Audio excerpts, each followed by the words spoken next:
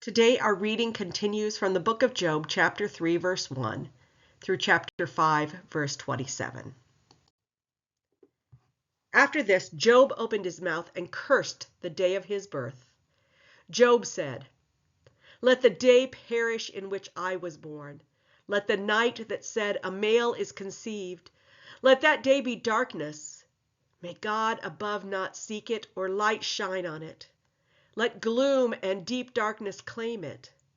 Let clouds settle upon it. Let the blackness of the day terrify it. That night, let thick darkness seize it. Let it not rejoice among the days of the year. Let it not come into the number of the months. Yes, let that night be barren. Let no joyful cry be heard in it. Let those curse it who curse the sea, those who are skilled to rouse up Leviathan. Let the stars of its dawn be dark. Let it hope for light, but have none. May it not see the eyelids of the morning, because it did not shut the doors of my mother's womb and hide trouble from my eyes. Why did I not die at birth, come forth from the womb and expire? Why were there knees to receive me, or breasts for me to suck? Now I would be lying down and quiet. I would be asleep. Then I would be at rest, with kings and counselors of the earth who rebuild ruins for themselves, or with princes who have gold, who fill their houses with silver. Or why was I not buried like a stillborn child, like an infant that never sees the light? There the wicked cease from troubling, and there the weary are at rest. There the prisoners are at ease together. They do not hear the voice of the taskmaster. The small and the great are there, and the slaves are free from their masters. Why is light given to one in misery, and life to the bitter in soul, who long for death, but it does not come, and dig for it more than for hidden treasures, who rejoice exceedingly, and are glad when they find the grave? Why is light given to one who cannot see the way, whom God has fenced in?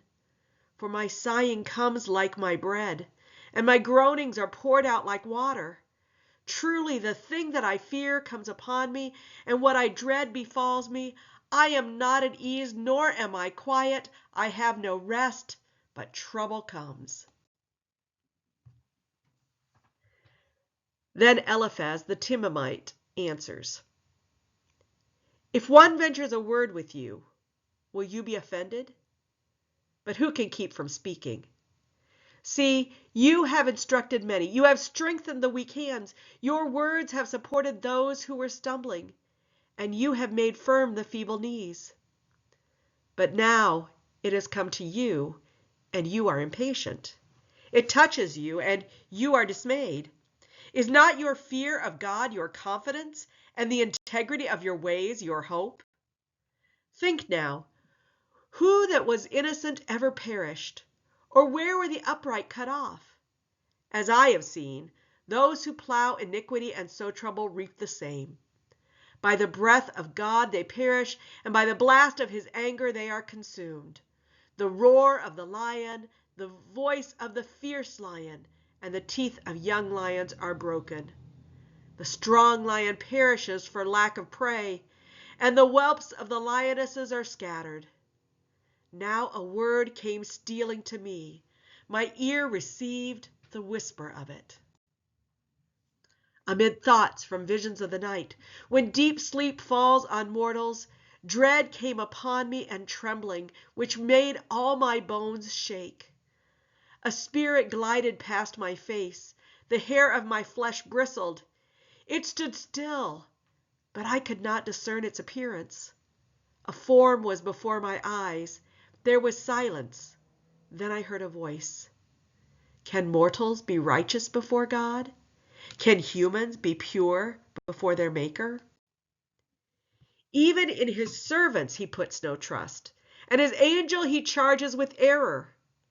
How much more those who live in houses of clay, whose foundation is in the dust, who are crushed like a moth? Between morning and evening they are destroyed. They perish forever without any regarding it. Their tent cord is plucked up within them, and they die devoid of wisdom. Call now. Is there anyone who will answer you? To which of the holy ones will you turn? Surely vexation kills the fool, and jealousy slays the simple. I have seen fools taking root, but suddenly I curse their dwelling.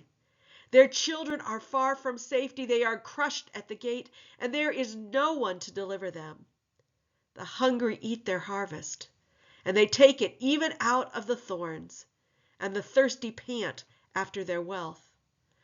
For misery does not come from the earth, nor does trouble sprout from the ground.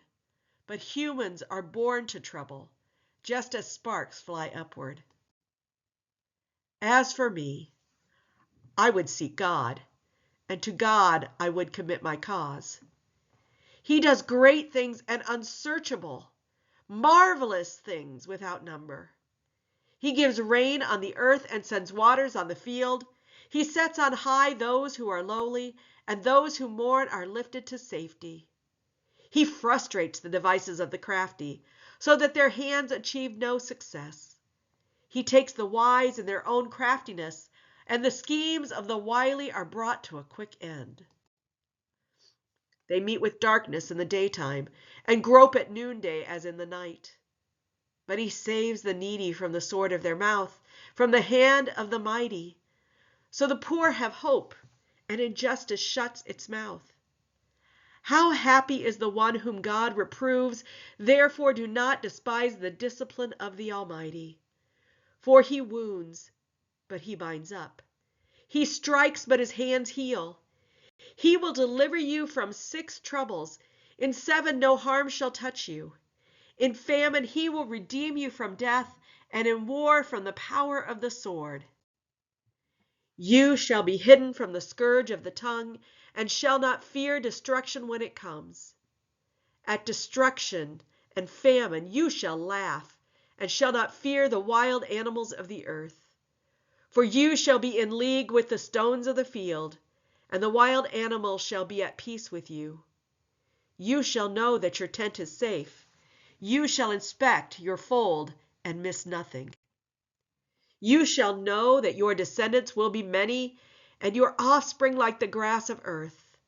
You shall come to your grave in ripe old age, as a shock of grain comes to the threshing floor in its season. See, we have searched this out. It is true. Hear and know it for yourself.